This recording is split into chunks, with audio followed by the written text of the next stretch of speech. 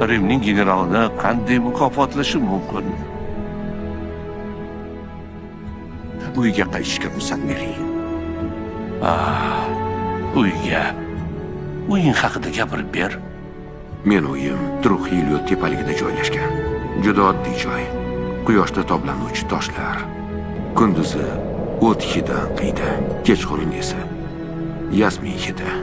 Kiraverishingizda bahaybat teraklar qad ko'targan. Anjir, olma, nok, qora tuproq, xotinimning sochlari kabi qop-qora.